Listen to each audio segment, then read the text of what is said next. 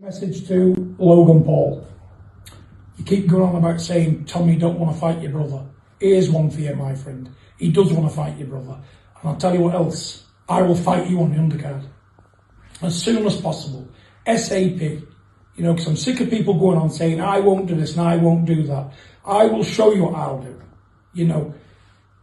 Tommy will fight your brother as early as end of February or end of January, and I'll fight you on the undercard. You're a lot younger man than me, we know that. You're a 15-stone man, but I won't do as other fighters do. I will let my punches go at you. I'm sick of my critics saying I won't do this, I won't do that, I'm a coward. I'll show you how much of a coward I am. I will fight you anywhere in the world except America on your brother and Tommy's undercard. Get back to me in my minute if you're interested. I will fight you, Logan Paul. And I will throw punches at you. I will let my hands go. I won't shit myself, I'll let my fucking hands go.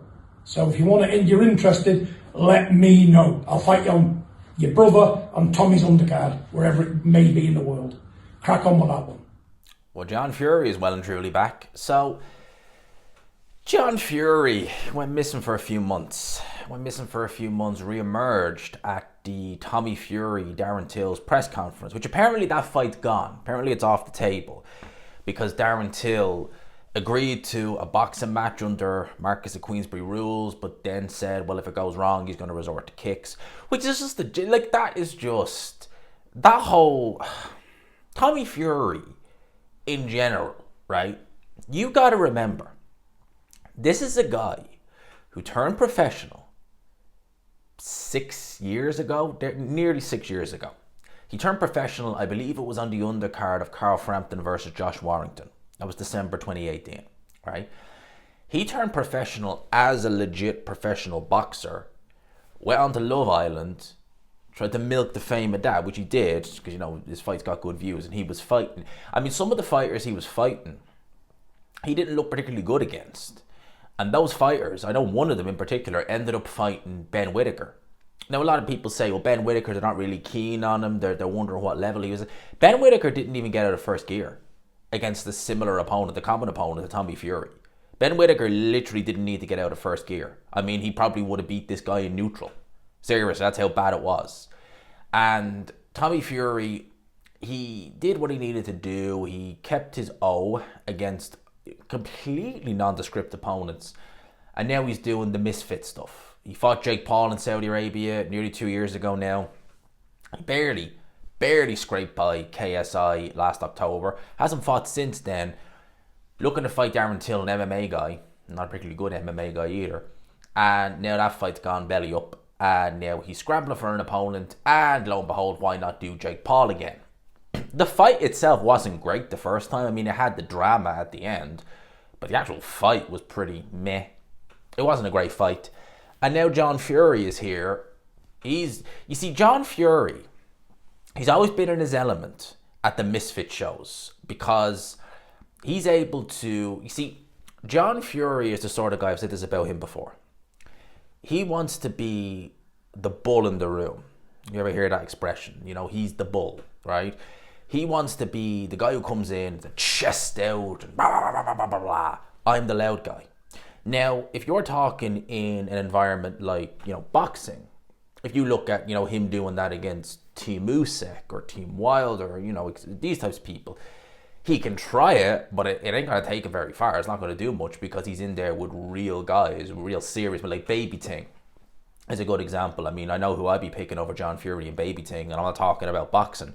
When John Fury is coming in with all this bravado, being loud, very brazen attitude, and just, trying to be this domineering voice.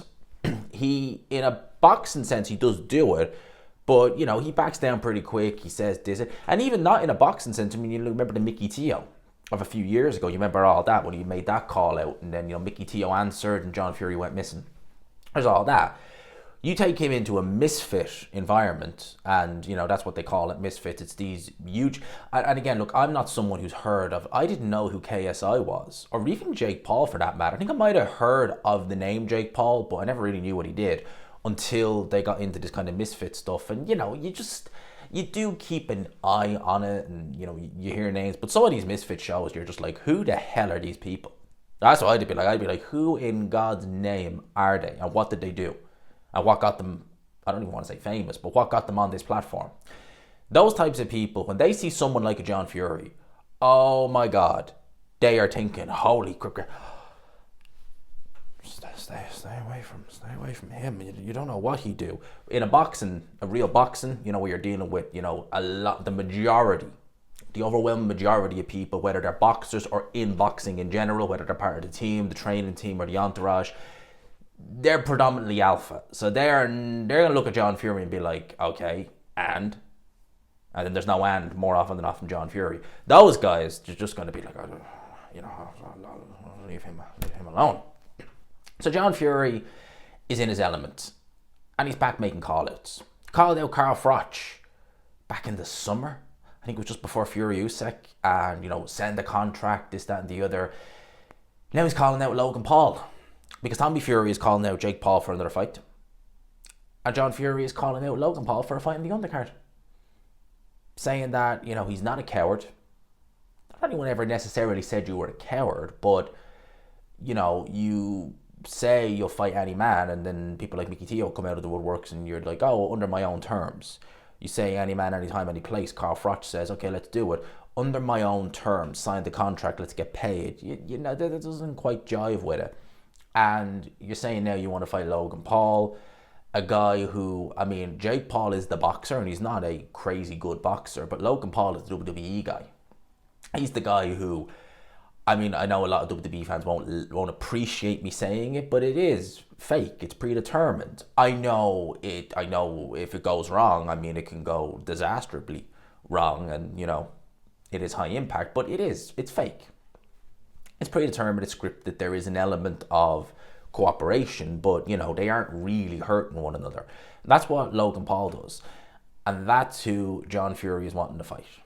And he said he'll fight him anywhere in the world except America because of obviously his background, as in the criminal record. He did time in prison for the incident, it was a serious incident, what he did and that scrap with that guy.